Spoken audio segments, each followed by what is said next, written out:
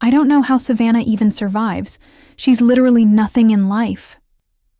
Those words came out of my sister Emily's mouth, loud enough for everyone at the family dinner to hear. She laughed, rolled her eyes, and made sure her little jab hit deep. What she didn't know? I was sitting right there, just behind the kitchen door. If someone's ever underestimated you, or if you love stories of silent revenge and epic comebacks, hit like, subscribe, and share this story with someone who needs to hear it. Stood there frozen. My heart wasn't breaking. It was boiling. I had skipped the last 5 family gatherings because Emily always found a way to insult me in front of others. And now she was at it again. She wasted her degree, can't keep a job, just hides behind her laptop pretending to work, she continued, sipping her overpriced wine like she ruled the world. I wanted to scream, but instead, I smiled. Because what Emily didn't know was that I had spent the last 4 years building a private consulting agency from scratch, one that handled elite corporate clients. I never told the family because I knew exactly how they'd react. Jealous, dismissive, maybe even try to sabotage it. So I stayed quiet, built in silence, grew slowly, and then, boom. The universe decided to hand me the perfect opportunity for revenge, all without lifting a finger. 2 weeks after that humiliating dinner, Emily landed her dream job as an executive assistant at a luxury cosmetics brand. She bragged about it on every platform possible. Family group chats were flooded with her selfies in designer office wear. Everyone clapped. Everyone praised her. Everyone forgot about jobless Savannah. But then, her first day arrived, and something happened that no one could have seen coming. Not even Emily. Emily walked into the skyscraper with her head held high, her heels clicking confidently against the marble floor. She had practiced her entrance for days. The smile, the posture, the fake humility. This was her moment. The receptionist greeted her with a polite nod, handed her an access badge, and pointed her toward the executive floor. She stepped into the elevator, completely unaware that her little nobody sister was about to become the center of her universe. As she reached the top floor, the doors opened into a glass-walled office space with designer furniture, quiet, energy, and a view of the city that looked like power itself. A woman from HR walked her through the department, explaining the company structure. "You'll be working directly under the head of corporate strategy," she said, gesturing toward the largest glass office at the end of the hallway. Emily's eyes sparkled. Finally, someone important. Someone she could impress. Maybe even someone who'd admire her ambition and help her climb the ladder fast. The HR lady knocked lightly, then opened the office door. And there I was, sitting behind the desk, in a cream blazer, reviewing final numbers on a major partnership deal with a global skincare brand. I didn't even look up at first. I wanted that moment to stretch and sting. But when I finally raised my eyes, our gazes locked, and everything inside her shattered. She blinked once, then twice. "Savannah?" she whispered, her voice suddenly stripped of all that confidence. I smiled. Not a mean smile, just calm, collected, powerful. "Yes, I'm the head of corporate strategy here," I said. "Welcome to the team, Emily." There was a silence so sharp you could hear her pride crashing to the floor. The same girl who mocked my worthless laptop job was now reporting directly to me. And she couldn't escape it. No excuses, no twisting the narrative. I was the boss, her boss. She looked like she'd seen a ghost, and I hadn't even begun yet.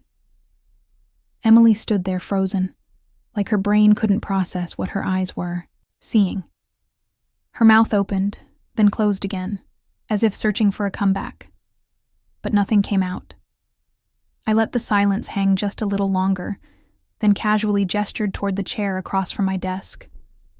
"Have a seat," I said, flipping the page in the folder like this was just another Monday morning. Because for me, it was. For her, it was the beginning of a nightmare she had no way out of. She sat stiffly, her shoulders tense, trying to keep her fake smile from cracking. "I didn't know you worked here," she finally mumbled, eyes darting around like maybe this was all a prank.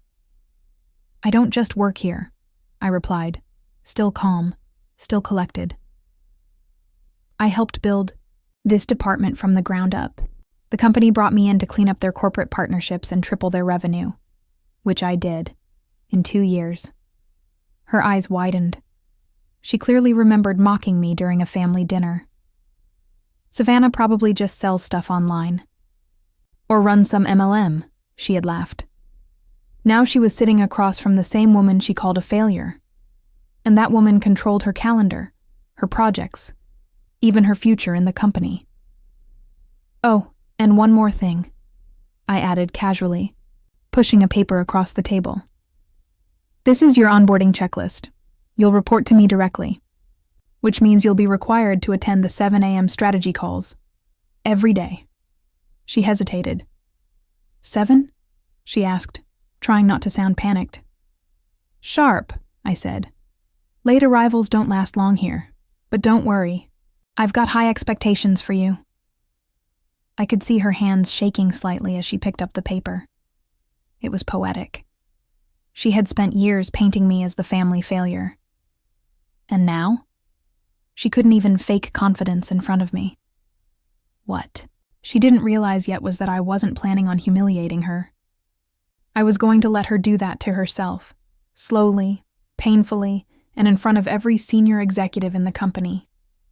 Over the next few weeks, Emily's perfect little image began to crumble, piece by piece, right in front of everyone. On the surface, she still acted like she had it all together. Smiling in the hallways, posting filtered office selfies with vague captions like, "Big moves coming soon."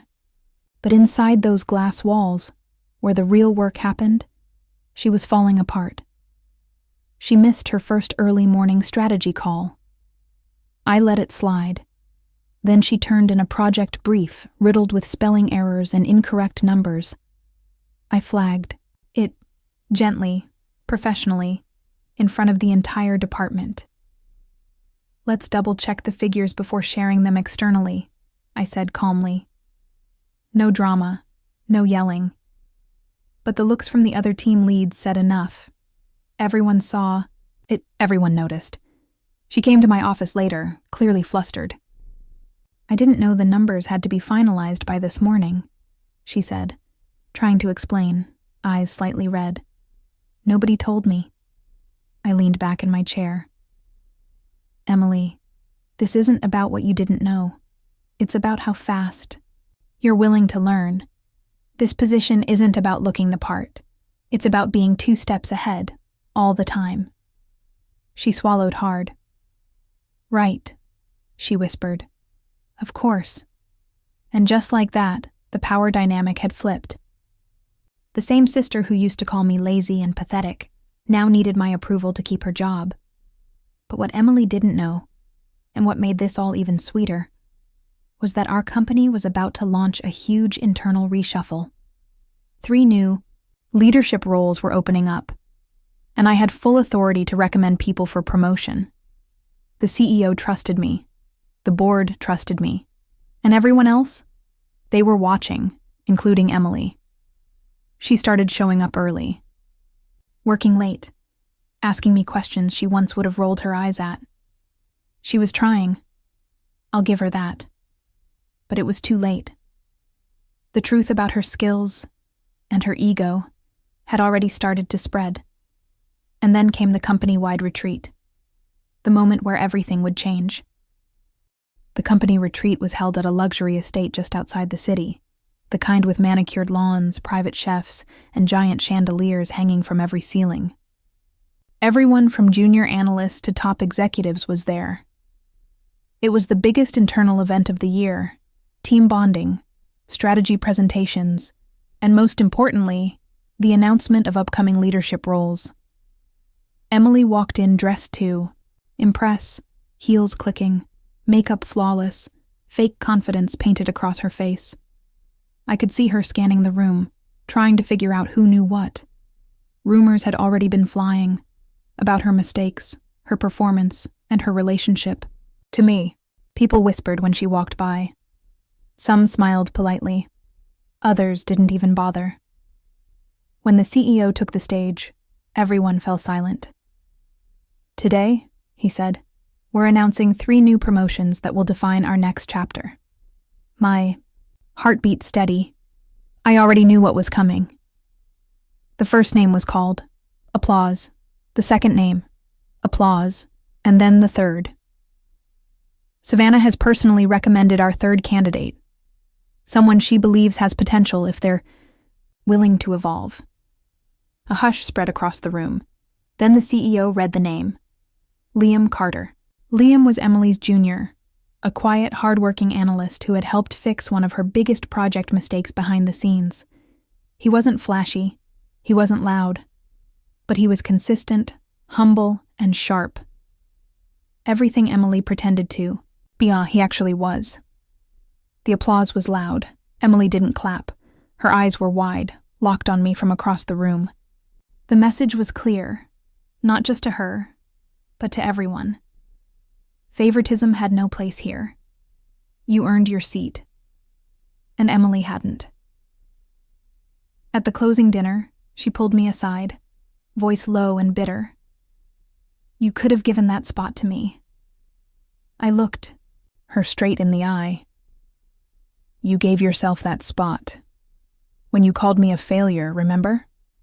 I just reminded you what failure actually looks like." She didn't reply.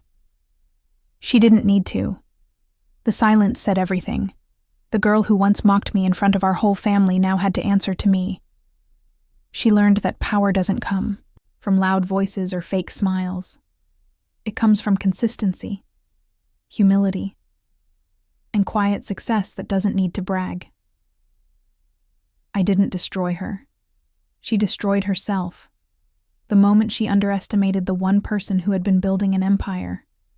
In silence, and I just kept building.